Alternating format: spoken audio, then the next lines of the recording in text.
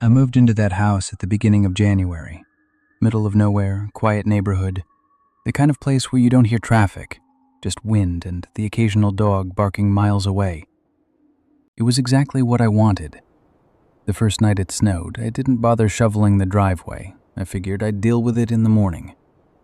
But when I woke up, it was already cleared. Not perfectly, not professionally, just enough for a car to pass through. Uneven lines, piles of snow pushed to the sides like someone did it quickly or didn't care much about doing it right. I assumed maybe a neighbor was being nice. Didn't think too much about it. Until it happened again, and again. Every time it snowed overnight, I'd wake up to the same thing, my driveway cleared before I even stepped outside. The weird part? I never saw anyone do it. About a week later, I finally did. It was around 2:30 a.m. I couldn't sleep. The wind was loud, hitting the side of the house in long, hollow gusts. I got up, went to the kitchen, and that's when I noticed movement through the window. Someone was outside. At first, I thought it was just shadows from the trees. Then I saw him, a man standing in my driveway, shoveling snow. Slow, methodical, no rush. He wasn't wearing anything reflective, just dark clothes, a heavy jacket maybe. I couldn't see his face clearly, but something about the way he moved felt off. Too calm for that hour, too comfortable. I watched him for maybe 30 seconds. Then I grabbed my coat. By the time I got to the front door and turned on the outside light, he was gone. Not walking away, not at the end of the driveway, just gone. After that, I started locking everything, windows, doors, even the back entrance I never used. I told myself it was probably just some guy in the area trying to be helpful, maybe bored, maybe lonely. But I stopped sleeping well. Every little sound outside started to feel deliberate. A few nights later, it snowed again. I didn't check the window this time. I didn't want to see him. But around 3 a.m., I heard it. That scraping sound, metal against packed snow. Slow, repetitive. Closer than before. Not out by the street, right outside the house. I stayed in bed for a while, just listening. Then the sound stopped, completely. The silence that followed was worse. I remember thinking, he knows I'm awake. I don't know why that thought hit me, but it did, and I couldn't shake it. Eventually, I forced myself up, walked down the hallway. Every step felt louder than it should. When I reached the living room, I froze. The curtain over the glass door wasn't fully closed. There was a gap, and through that gap, I saw him. Standing on my back porch, facing the house, not moving, not knocking, just looking inside. I don't think he could see me. The lights were off inside, but I could see him clearly enough. His head tilted slightly, like he was trying to look past the reflection. I didn't breathe, didn't move. I don't know how long he stood there. Could have been seconds, felt like minutes. Then, slowly, he stepped back, out of view. I waited, maybe 5 minutes, maybe more. Then I went to check the back door. It was unlocked. I'm still sure I locked it earlier that night. That's when I called the police. I didn't try to investigate, didn't step outside. I just stayed in the living room, watching the door, waiting. They arrived about 15 minutes later, 2 officers. They checked the yard, the driveway, the surrounding area. Nothing. No footprints leading away from the house, just the ones on the porch, and the freshly cleared path through my driveway. They asked if I knew anyone who might do this. I said no.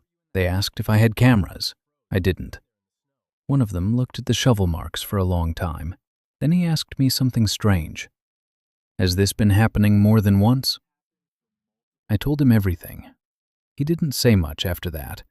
I didn't sleep in that house again, packed a bag the next morning and left. A week later, I came back with a friend to get the rest of my things. It had snowed the night before, and even though no one had been staying there, the driveway was cleared. I sold the house 3 months later, took a loss, didn't care. I don't try to explain what happened. I don't think it was random, and I don't think he was trying to help. Because the last thing I keep thinking about isn't the driveway. It's the fact that he stopped shoveling, right when he got close enough to the house to just stand there and watch. I moved into the cabin to be alone. That was the whole point. No neighbors in sight, no traffic, just trees, a dirt road, and enough silence to actually focus on work. I had just started a remote job, and this felt like the perfect reset. The first day went exactly how I expected. Quiet, cold, still, until someone knocked on my door. It was late afternoon, maybe around 4 p.m. The sun was already starting to drop behind the trees. I wasn't expecting anyone. When I opened the door, there was a man standing there, smiling, too much. "Hey," he said, like we already knew each other. "You must be the new guy." I hesitated, then nodded. He introduced himself as Ryan, said he lived just down the trail, somewhere deeper in the woods. I hadn't seen any other cabins on the way in. At first, he seemed friendly, overly friendly, talking fast, asking a lot of questions. Where I moved from, what I did for work, how long I was planning to stay. Then he asked something that felt off. "Mind if I come in? I've never seen the inside of this place." I told him I was busy unpacking. He laughed like I was joking. "I can help. We can hang out a bit. Gets lonely out here." There was something about the way he said that. Not casual, more like insistent. I told him maybe another time. He didn't move, just stood there, still smiling. Then his eyes shifted, past me, into the cabin, like he was trying to memorize the layout. That's when I stepped outside, just enough to block his view. Told him I had a work call in a few minutes. That finally got him to leave. But even as he walked away, he kept looking back. I locked the door after that. Didn't think much of it, at least not consciously. But I noticed I was quieter the rest of the evening, listening more. Around 11 p.m., I heard something outside. At first, I thought it was just branches moving.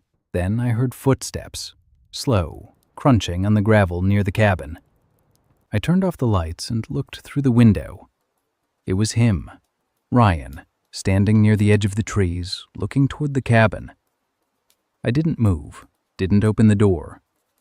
After a few seconds, he stepped closer, then closer, until he was just a few feet from the door. Then he knocked, softly. "Hey," he called. "You still up?" I didn't answer. He knocked again. "I was thinking we could start a fire. There's a good spot out in the woods. You should come." His tone was casual, like it was a normal suggestion, like it wasn't almost midnight. I stayed silent. After a pause, he leaned closer to the door. "I know you're in there." Still smiling, I could hear it in his voice. "I just want to show you something," he said. No explanation, just that. I stepped back slowly. My heart was pounding harder than it should. Something felt wrong. Not obviously dangerous, but wrong enough. Then, from somewhere deeper in the woods, a gunshot, loud, close, echoing through the trees. Everything went silent for a second. Then I heard movement, fast, running, coming toward the cabin. Ryan appeared in front of the door again, breathing hard. Hey, open up," he said quickly. "I think I got hit." His voice had changed, more urgent, more real. I hesitated. Instinctively, I stepped closer to the door. Then I saw it, under his jacket, the shape. A handgun, partially tucked, but visible when he moved. He noticed me looking. For a split second, his expression dropped. The smile was gone. That was enough. I backed away immediately and grabbed my phone, called the police, locked myself in the bathroom, didn't make a sound. I don't know how long he stayed outside. At some point, I heard the door handle move, then silence. The police arrived about 20 minutes later. They cleared the area. Then one of them knocked on the bathroom door and told me it was safe. They found him inside the cabin. He had gotten in through the back, the same door I thought I locked. They arrested him on the spot. No ID, no vehicle nearby, no cabin down the trail. What they did find was a handgun. 1 bullet had been fired. They never told me exactly what his plan was, but one of the officers said something that stuck with me. If you had gone out there with him, we probably wouldn't be having this conversation. I left the next morning. Didn't even pack everything, just took what I could carry and drove. I still think about that moment sometimes, standing at the door, almost opening it, almost stepping outside, and how close I was to doing exactly what he wanted. I knew something was wrong before I understood what it was. It started with a smell. Not constant, just something I'd noticed the moment I walked into the house after work. A thick, sour, almost metallic smell, like something had been sitting out too long. At first, I assumed it was plumbing. The house was new to me. I'd only been living there for about 2 weeks. Old pipes, maybe something in the drains. But the strange part? Every time I tried to track it down, it was gone, like it didn't want to be found. I started checking everything. Trash, fridge, under the sink, even the vents. Nothing. And then, one evening, I noticed something else. The back glass door was unlocked. I remember standing there for a full minute, just staring at it. I always locked it, every night. It wasn't even a habit. I was obsessive about it. I checked the handle twice before going to bed. But that evening, it opened with no resistance. I told myself I probably forgot. That's what made sense. Still, I locked it again. And that night, I checked it 3 times. The smell came back the next day, stronger. By the end of the week, I stopped opening the back door entirely. I didn't like how it felt. Every time I walked past it, I had this quiet thought in the back of my head. Someone has been here. The night it happened, I woke up to a sound, a soft, irregular dripping. Water. I checked my phone. 2:17 a.m. The house was completely silent except for that sound. Drip.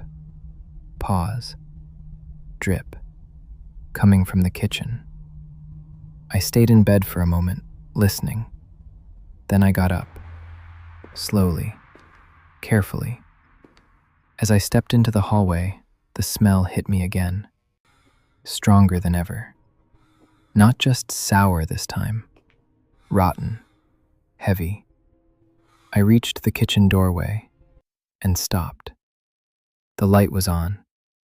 I was sure I turned it off before going to bed. I didn't enter right away. I just stood there, looking, trying to understand what I was seeing. The sink was full. Not with dishes, with something else. Dark shapes. Wet. Uneven. It took me a few seconds to process it. Then I realized. They were pieces of animals. Cut. Torn. Stuffed into the sink. Blood diluted with water, slowly dripping toward the drain. That was the sound I heard. And then I heard something else. Movement. Inside the kitchen. A shift. A subtle scrape. Someone was there. I didn't move. Didn't breathe. I just listened. Then the garbage disposal turned on. Loud. Violent. Grinding. The sound filled the house. And beneath it, I could hear movement. Someone standing at the sink, trying to force everything down. That's when it became real. I wasn't alone. I stepped back. slowly, every step controlled. I went upstairs without making a sound, closed the bedroom door quietly, locked it. Then I called the police, whispering, trying not to be heard over the noise downstairs. The operator told me to stay on the line, stay quiet, wait. The disposal kept running, then stopped. Then silence. A minute passed, maybe 2. Then I heard footsteps, moving through the kitchen, slow, calm, toward the back door. A soft click, the door opening, then closing, and nothing after that. The police arrived shortly after. They cleared the house, checked the area behind it. There was a line of trees leading into dense woods. No sign of him. But they found what he left behind. The sink, the drain, the pipes. They told me later he had been cutting up animal carcasses, large ones, deer most likely, using my kitchen, using the disposal to get rid of them. They think he had been coming in during the day, or when I wasn't home, using the back door, leaving before I returned. That smell? It wasn't a mystery. It was a warning. I moved out within a week. Didn't try to fix anything. Didn't go back after that. It's been years now. Different house. Different city. But sometimes, late at night, I smell it again. That same sour, rotting smell. And for a second, I'm back in that hallway, listening to something moving in my kitchen, while I stand there, trying to convince myself that I'm still alone.